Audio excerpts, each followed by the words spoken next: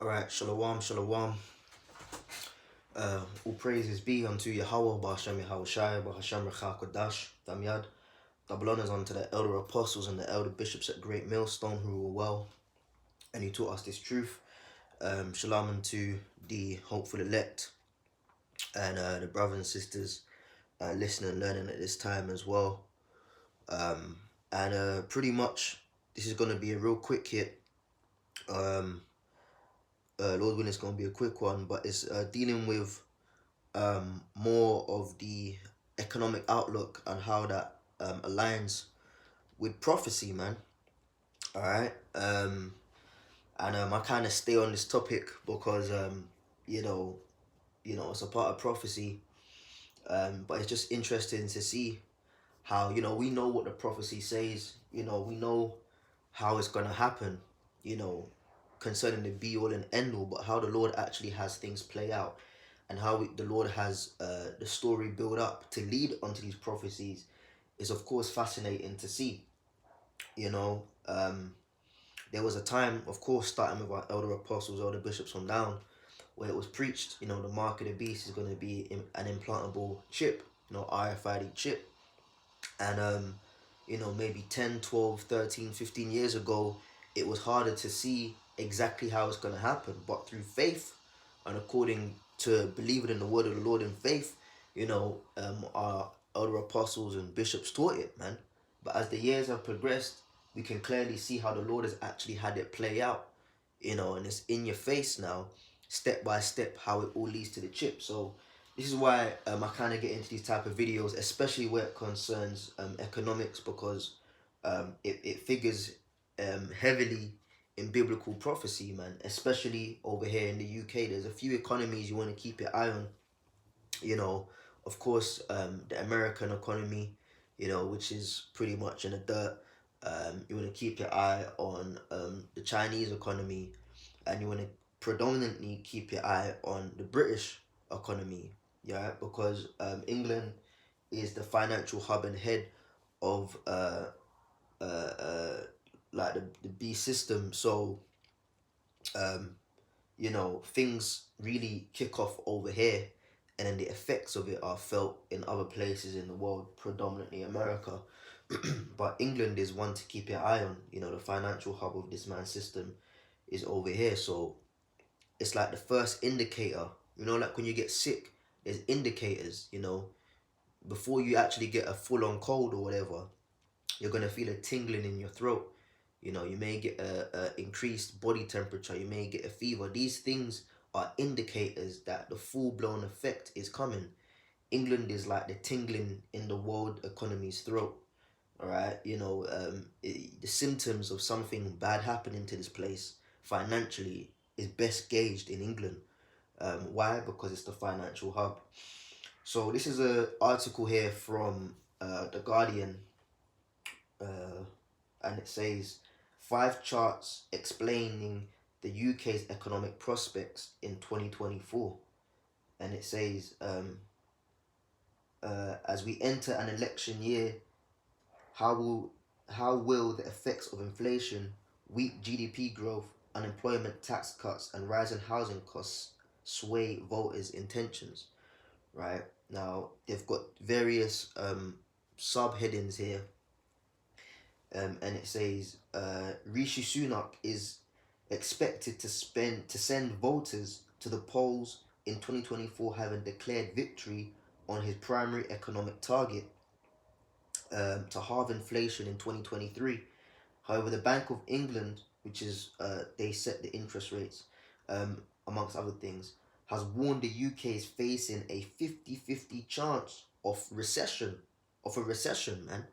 Now recession is, if my economics serves me correct in my memory, two or more. It's either 2 or 3 or more consecutive financial segments of no growth or declining growth. An economy goes into a recession. Right, the economy is shrinking, which is quite bad. Yeah, it says while living standards are on track to be lower at the end of the parliament than they were at the start of it. for the first time on record. So the scriptures speak, and we're gonna get a few precepts. I'm gonna try and keep this quick, but the scriptures speak about you know you know the vintage failing, man. Quality of life going down, and pretty much things going back to a bread and water, bread and butter type of circumstance. Okay, and it says, here are 5 charts underpinning the UK's economic prospects in 2024. And it says, falling but stubbornly above target inflation. Inflation has fallen more than 10% in January 2023. Obviously, that was the start of this year, to 3.9% in November, driven mainly by cooling energy prices. However, the annual rate has stuck at persistently higher levels than anticipated, as the UK grapples with the highest rate in the G7. While inflation is expected to continue to fall in 2024, the bank is forecasting it to remain above its government set target until the end of 2025, maintaining pressure on households. Lower inflation does not mean prices are coming down, only that they are rising less quickly. Yeah, so again, there's the illusion that they would put out there that things are getting better. You know, like they want to like they'll increase your wage, they'll increase your salary, but then increase taxes. So on paper, I was earning 35K, just as an example, and then they say, you know what, mate, we're gonna give you a raise to 38K, yeah, which would, don't hold me to the figures, but roughly that's somewhere in the region of like 189 to maybe £220 more in your monthly take home pay. Yeah. But then they'll raise you up to about, let's say, 38 or 40K. Yeah, you think, oh, I'm earning 5K more, I'm gonna be doing alright, I have some more money in my pocket, and they just go and raise the taxes.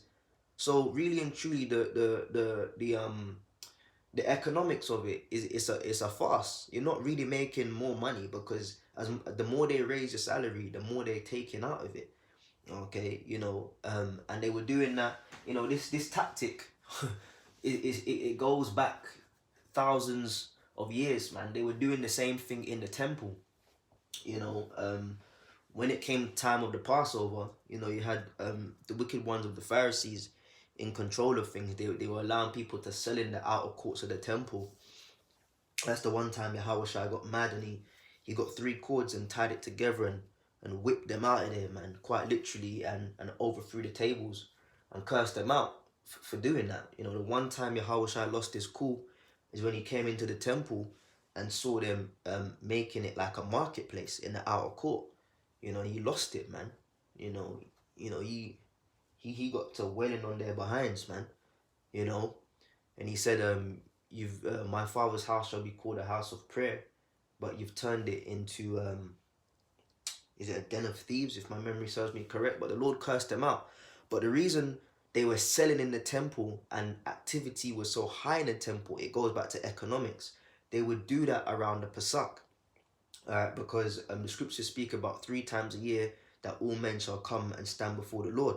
One of them was the Pesach. So you had a lot of the diaspora, which is Israelite communities that had moved out to other regions, be it North Africa, be it we're all over the place. You had Israelite communities all over the place. Yeah, you had the Ethiopian eunuch. Case in point, he was advisor to the queen of the Ethiopians, Candice. So you had Israelite communities in Egypt all over the place, but they were observant Israelites in that they kept, for lack of a better term, our religion or our belief system. They observed the law. So what they would do, they would come down into Jerusalem to keep the Passover in the land. Even Yahushua was obedient unto his parents, and Joseph took his family to keep the Pesach in Israel. And when they were on their way back, so like in Jerusalem, when they were on their way back to their hometown, that's when Yahushua was 12 and he stayed behind. So what happens when you have a lot of activity and you're going to have a lot of visitors coming in? What the local sellers do is they change the weight system. So they'd manipulate the weight system so that what previously cost less now costs more. Yeah, it's the same thing. So you can get more for giving less. You can sell less, keep more of your product, but sell it at a higher price. So what they were doing, as Jake would say, or Benjamin, there was ginnels in you, man. There was essentially it was daylight robbery, you know. Okay, you'd have like herdsmen selling sheep. You needed to sacrifice. So what are you gonna do? Say I ain't buying your sheep at a high price. You're gonna have to buy that lamb. You're gonna have to buy that sheep so you can go into the temple and give a peace offering unto the Lord. So if they put the price high, you gotta just swallow that and take the high price because they manipulated the weights.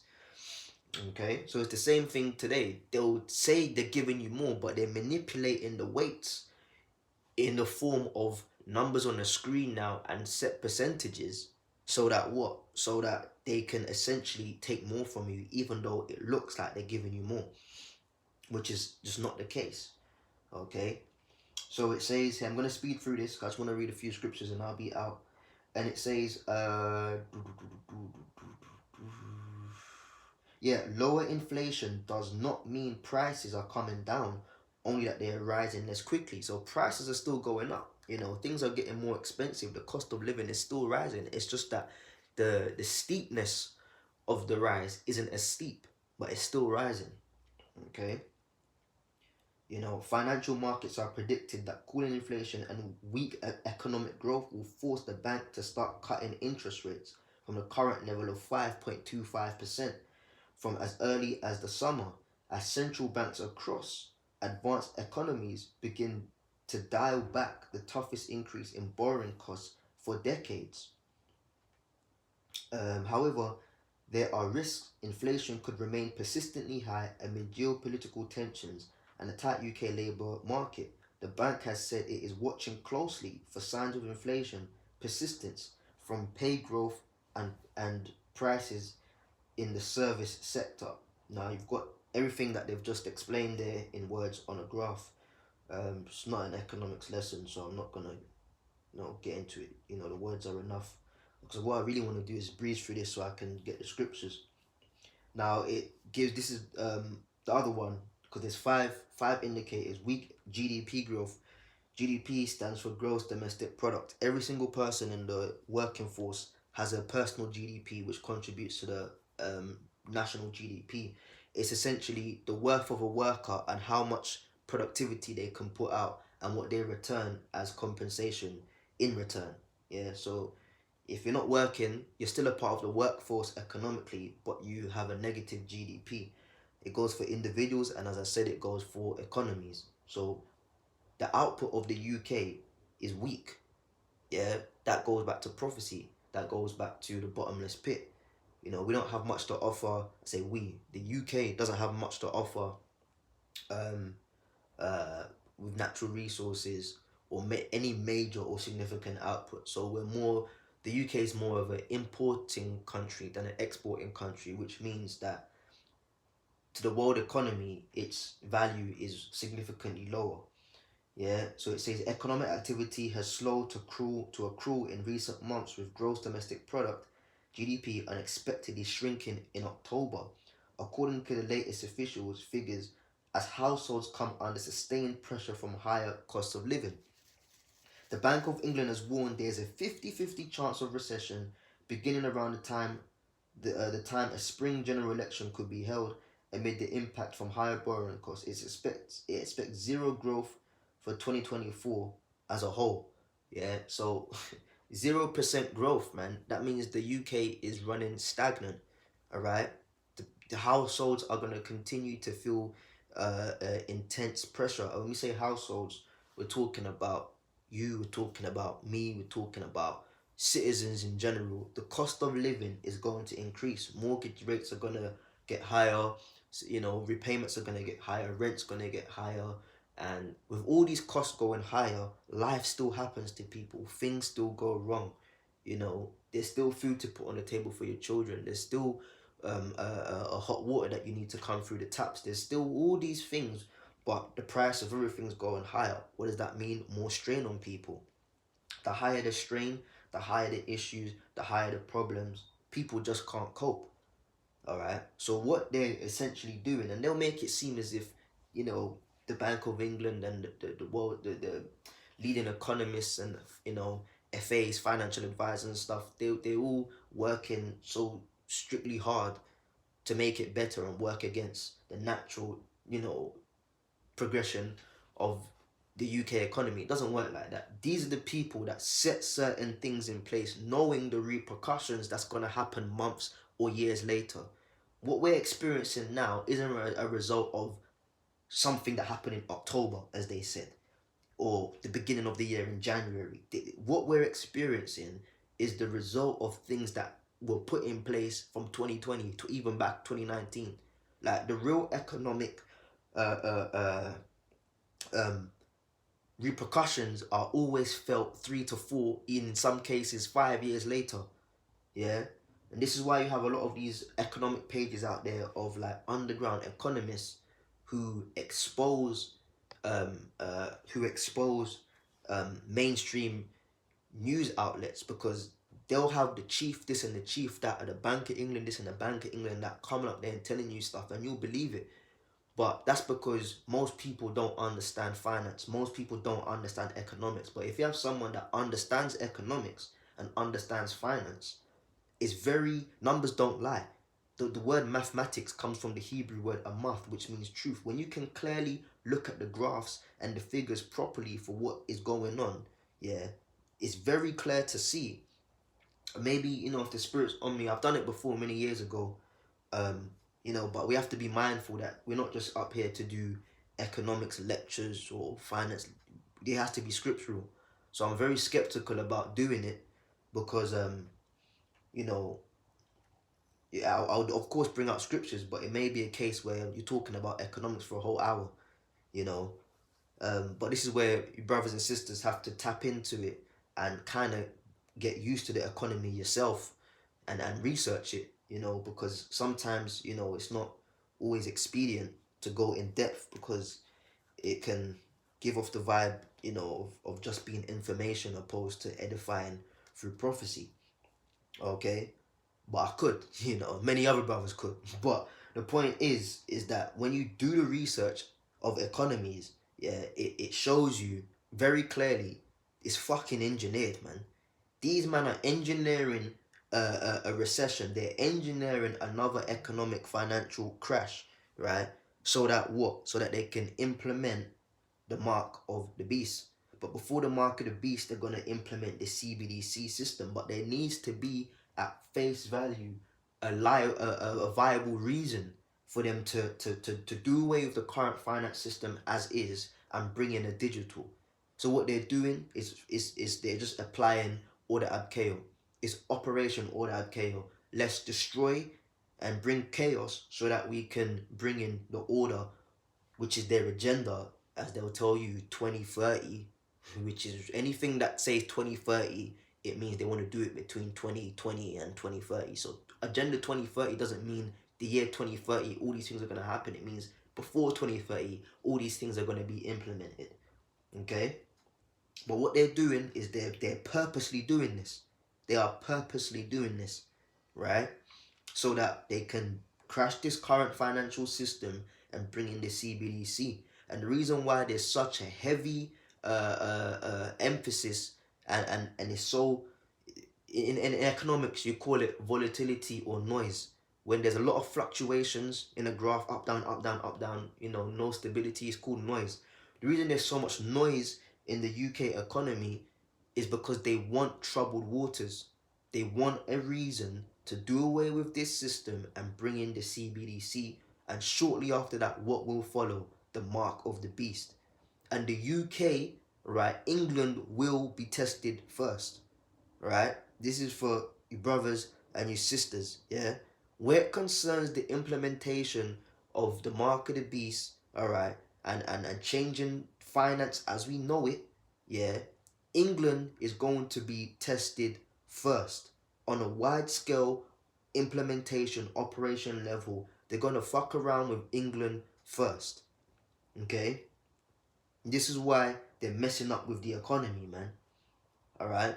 Another indicator, They say rise of unemployment, rising unemployment. Weak activity and higher borrowing costs are expected to weigh heavily on employers' hiring intentions in 2024. Businesses can't keep up with payroll, so they get rid of people. They invest in this is where your AI comes into it. This is where your machine comes into it. We don't have to pay a machine. We have to pay for to get the machine and perhaps a yearly upkeep. Check the electronics, check the programming.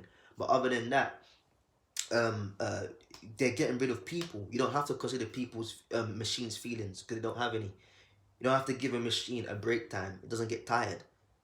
The most it will do is break down or malfunction. You reprogram it, build it up again, and it works. But the cost of a machine versus paying an employee, people are going for machines, people are going for AI, people are going for chatbots because these things are less maintenance and less money. So jobs are being taken off out of the scene. People are going unemployed. With a shrinking economy, businesses they have no incentive to employ people. They're trying to get rid of as much people as possible. The UK's jobless rate has remained at historically low levels over recent months despite pressure on the economy as employees struggle to fill near record number of job vacancies. However, the number of job openings has fallen in recent months as hiring demands fade. Why is hiring demands fade? Hiring demands fade for the same reason I just explained. If you can get a machine to do it, you ain't got to give a machine a break time. You ain't got to pay a machine. Yeah, all you got to do is purchase the damn thing once and keep up with any malfunctions. Other than that, the machine don't need nothing. Yeah, why have a person? All right, financially and business wise, the AI industry, the machine taking over things, the digitalization of things is very appealing to the average day business owner. And these big corporations like Amazon and all of that and Tesla, they're getting it involved. But that's the merging of man and machine. All right. So if you don't become more like the machine, they'll get rid of you. So when time comes to implement the chip, if you say to your boss, look, I ain't taking that chip, they're gonna look down on you. They're gonna thump their nose and look at you sideways and get rid of your ass because you're not going in the direction of business. The direction of business and finance in general is digital now. So you come out of remember buzzwords. We've always been speaking about it from the elder apostles and bishops on down. You come out of that ring, as it were. You come out of the internet of things, man, and you're fucked. Okay, now not us because we believe that the Lord is with us and He's gonna raise up a standard. But essentially, you know, for the, you don't comply with the way business and finance is going, man. You're out of the loop. You know, jobs are going down. It says the OBR forecast unemployment will rise to peak of 1.6 million people, and that's 4.6 of the labor force. And as I explained previously, in economics, the labor force is anyone that has the ability to work, right? It doesn't mean you're employed or you have a job, but if you have the ability to work, then you're a part of the labor force. So people that are unemployed is 4.6% of the labor force, man. That's a large number. Now again with economics, percentages are usually small, but when you convert that to actual real life raw figures, it's a lot. Yeah, 4% of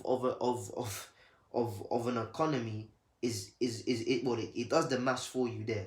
4.6% equals 1.6 million people. That's a lot of people. So you could think, it's just 4%. No. That 4% in real quantitative figures, not percentage mode, but real quantitative figures, gives you 1.6 million people that's unemployed. That's a hell of a lot of people, man. And it's only going to get worse. Why? Because the economy is on a flatline growth. We're heading into a recession. 2024 is looking very much like the year that they crashed the UK economy. They've done this dance and they bring in a digital system. Okay, it's 2024. You talk about 2025. Look, man, 2024 may just have to be the year it all goes down, man. Okay, because there's only an economy is like an elastic band. Yeah. Likewise, prophecy is like an elastic band. There's only so much it can stretch. It's going to stretch to a point where the tension is too much and the band can't take it anymore and it snaps. Like right now, if you have an elastic band in two hands, you put one part of the band around your left hand, the other part of the band around your right, and you pull your hands apart. Like we're at maximum tension right now.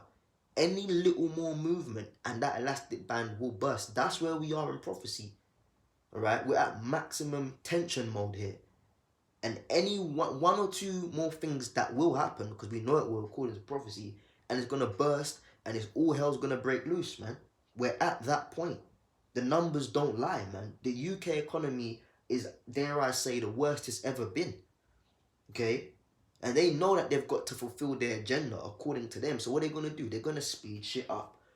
Okay, not to name that a lot of their dignitaries on the left hand side are dropping dead. These man trying to speed shit up, man. Okay, so that's 4.6%, and it says the second quarter 2025 up from the current level of 1.5 million. So come on, man, it's gone up. It's from 1.5 to 1.6. 1.5 was at 4.2%. 1.6 brings it up to 4.6%. A difference of 0.4.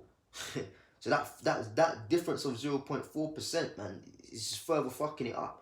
With weaker hiring demands and cooling inflation, average annual pay growth is expected to fall about 3.7% in 2024 and 2.2% in 2025, down from a peak of about 8% in 2023. All right, they've got another indicator here. Again, I have to be mindful. This is not just some economics lesson. We're here to preach the word, so I don't want to get too deep into it. Do your own research in your own time. But they've got the figures and the percentages, how tax cuts has affected the economy, housing costs. I've been doing videos on that a lot lately. Housing costs have gone up, as I've always say, to determine how an economy is doing, look at the house prices. It's gonna affect things. You just look at the graph. There was a big dip in 21, obviously COVID and that. And then from mid 21 leading into 2022 up until now, and the forecast is that it's going to go higher. So housing is becoming a big issue. Landlords putting up the rent, see, it says it there, all kind of things. So these are the 5 indicators. All right, now let's get some prophecy according to the Holy Bible.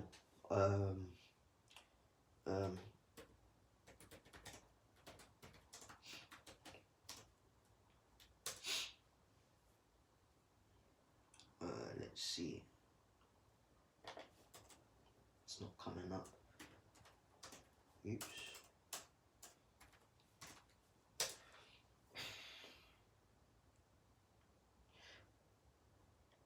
Ecclesiastes 12:3, in the day when the keepers of the house shall tremble, and the strong men shall bow themselves, and the grinders cease because they are few, and they that look out of the windows be darkened, and the doors shall be shut in the streets when the sound of grinding is low, and he shall rise up at the sound, at the voice of the bird, and doors of music shall be brought low. So, people are gonna come out, and we're seeing that the music's shit, everything's shit out here, and people are coming out of that American dream type of mentality, because it says the keepers of the house are trembling. These are your elites. Yeah, they're trembling because they can see the effects that prophecy is having on their agenda. They've got an agenda to fulfill. They've got an NWO that they want to accomplish. Okay, and they know that they're up against the clock of prophecy, and in their warped and deluded mind, they think that they're gonna outsmart the Most High and outsmart that which has been written, aka the prophecies in the Bible. And this is why they see us as a threat, because how do we know this? How did they get this information, and how are they out there that we're using their own internet to push the word and preach about their downfall? They've been severely compromised by the Holy Spirit, so they're up against it. So they know that they've got agendas to let me see if I can. Wow.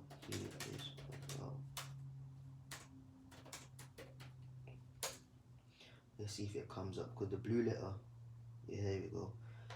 Job 20:23, and it says, when he is about to fill his belly, the Most High shall cast the fury of his wrath upon him, and shall rain it upon him while he's eating. Yeah, the filling of his belly is what? His NWO. Okay.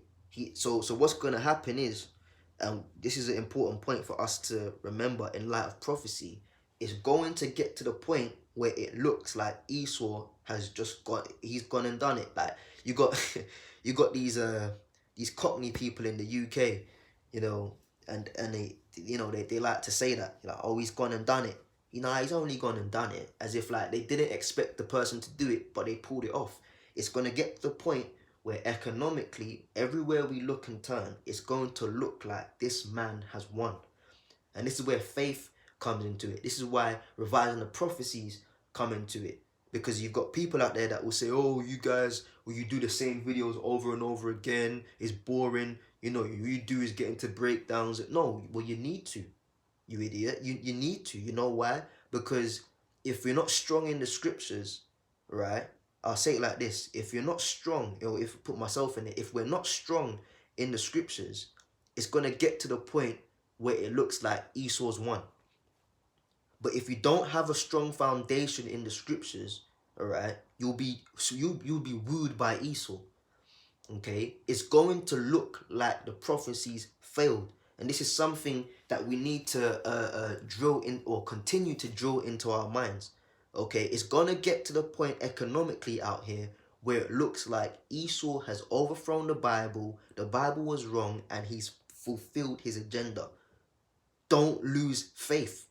Do not lose faith. It's gonna look like he's flipping gone and done it, and achieved his new world order. All right, and it's gonna get to the point where it looks like nothing's stopping him, and he's done it.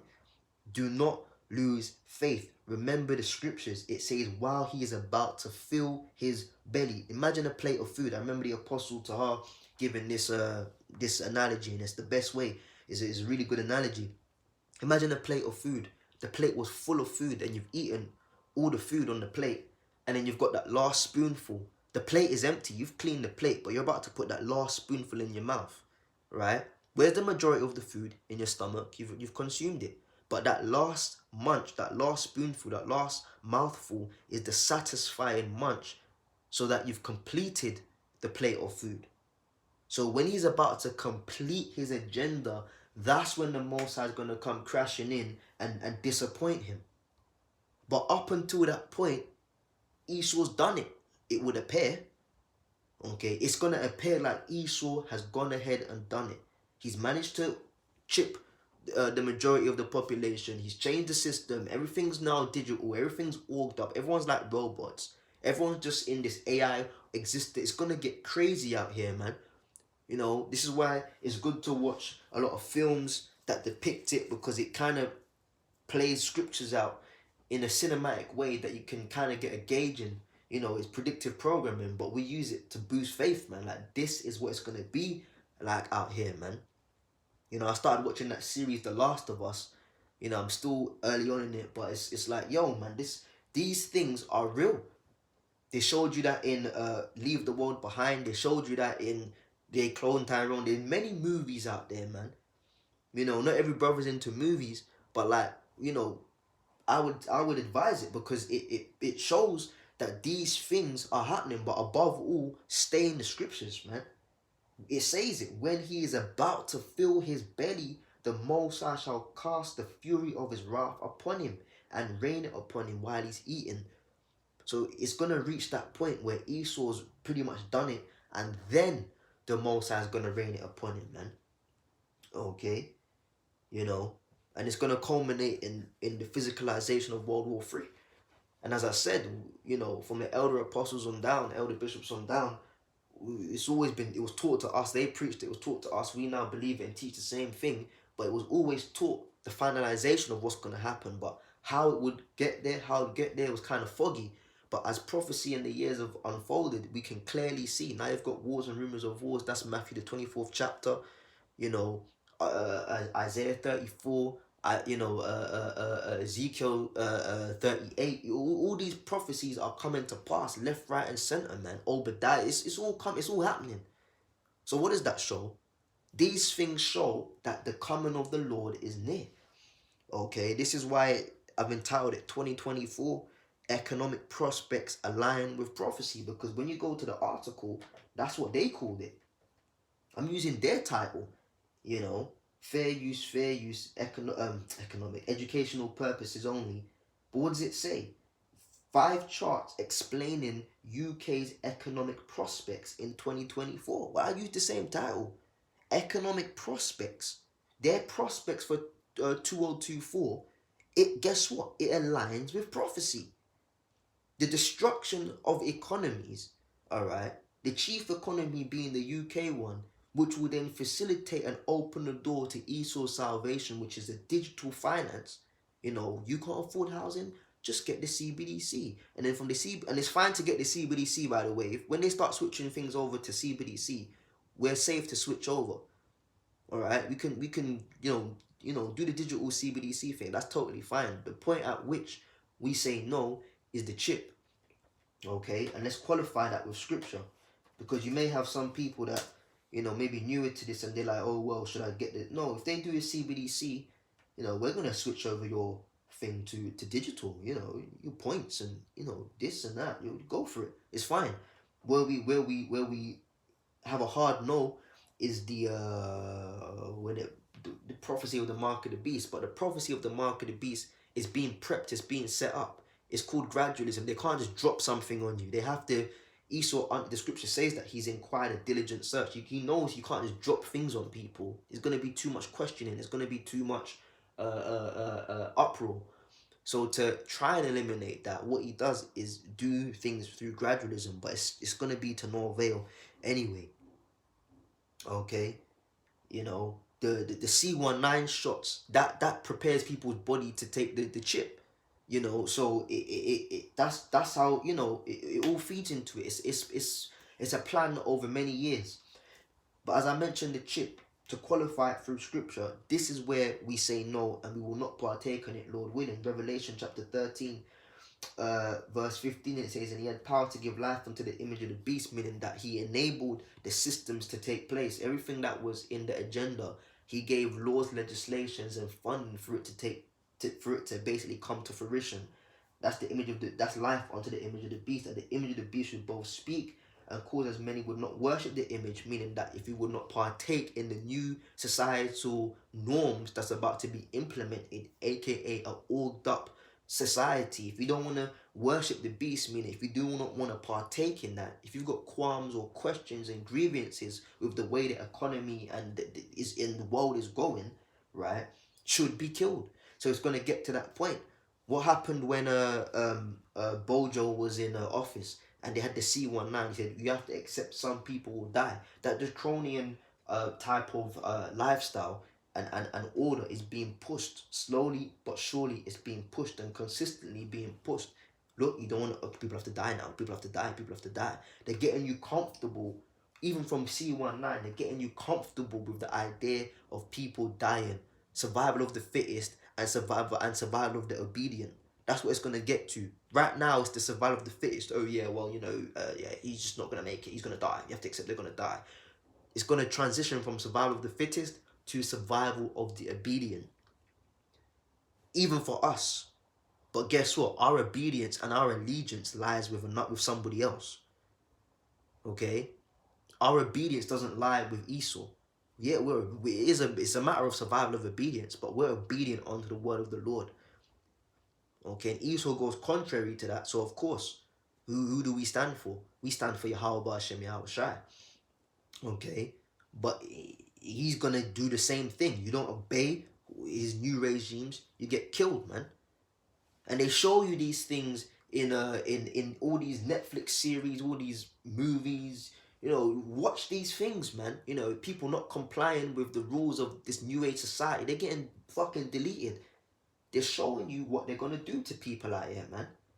I'm closing out on this. Verse 16, and he causeth all, both small and great, rich and poor, free and bond, to receive a mark in the right hand or in their foreheads. We've been over this a million times, and we'll go over it again. All right. You get into that word there. The mark is gonna be charagma, man. To receive a mark, charagma, G5480, and we go over it over and over again in the hopes that it's rooted in our minds. So when it comes, we stand firm for prophecy and for the name of the Lord. A stamp, an imprinted mark, right? Mark branded upon horses, thin carved, sculpture, graven work. It's an insertable thing. It's not Christianity, it's not the white woman, it's not any of this other madness people want to tell you. It is a physical mark that will be put into people. Verse 17, and that no man might buy or sell, save he that had the mark, or the name of the beast, or the number of his name. Okay? So that's the way the economy is going. But for them to arrive at putting chips in you, they have to create chaos. They have to crash the current to bring in the new, which is their agenda. They want to be the Most High. The scripture says that who sitteth in the seat of God, saying that he is God. That's Esau's agenda, to hopefully disappoint the prophecies, outsmart the Most High, and be God and ruler forever. It's not going to work, but he's going to go out swinging, as they say. All right? As they say, go out with your guns blazing. You know, he's going to give it his best shot. And his best shot includes inconveniencing you. All right? His best shot includes making everyone sell out to Satan, you know, because he's the physical counterpart of Satan anyway. His best shot is making you want to make you forsake your God and your belief system, okay? By inconveniencing your job ability, by inconveniencing your housing accessibility, by inconveniencing you putting food in your children's mouth, by inconveniencing you in every single way, shape, and possible. But remain strong, man, and understand that Yahushua is on our side. The scripture says that the Lord would go before us, all right? When we would go into war, man, you know, the Lord went before us, man, you know. And oftentimes prophecy and things of spirituality seem stupid in the flesh, but continue to do it. That's another account. I may do a lesson on it, but remember one time we went into war and the Lord commanded to put the singers of the priesthood on the front line. Now that seems like suicide. You're going head to head with an army. If the Spirit's on me, I'll remember and do a lesson on it. You're going head to head with an enemy, an army, and you want to put singers of the priesthood on the front line. It's oftentimes things of the Spirit seem stupid to the flesh, but just be obedient unto the Heavenly Father. The Lord said, don't take it. Don't take it. Oh, well, yeah, you know, work peer pressure. You ain't going to have a job. We're going to sack you then. Ooh, get sacked. You know, be okay with going hungry because the Lord is going to rise up a standard anyway. When you accept, I'd rather go hungry and eat grass, the Lord will provide a way and give you a meal. We're in the time of miracles. 2024 will be the year of miracles. Lord willing, it will be the year of fulfilled prophecy, man. Okay? The year of expectation, the year of implementation, man. Things of the Spirit is gonna start looking stupid out here. You know, you think you look stupid on the house in the Bible. Look, man, you're gonna look more stupid with the decisions you make. But make those spiritual decisions and stay firm, because the Yahweh Shai will come through and deliver us, man. Okay? The Lord said, put singers at the front line, man, to sing. You had singers amongst the priesthood. They had to sing. And we defeated that army. Why? Because of power and might? No, but because of obedience. It's the same concept to this day. We're going to overcome the beast through power and might? No, but by obedience unto the word of the Lord. The Lord said, don't take it. Don't worry about how. And we go over these articles. You got people that say, oh, you just try and instill fear in people. Oh, everything's woe is me. Well, that's the scriptures, man. But it's not to instill fear within you. It's to keep you updated and to ultimately say, have faith in the Lord. Okay, the prophecies are coming to pass, and have faith in the Lord, man. All right. So I'm gonna wrap it up there. Try to make it quick. How long were we on? Damn, longer than I wanted to be, but oh well, man. All praises be unto Yahweh, Ba'asham Yahweh Shai, Ba'asham Rechak Kodash. So I'm yet again, double honors unto the elder apostles and the elder bishops at Great Millstone, who rule well, man. Yeah, I'll catch you, brothers, in the next one, man. Yeah, man. How about Shimi Al Shai, Brakatham, to you, Akim Wa Akwaf, man. Shalom.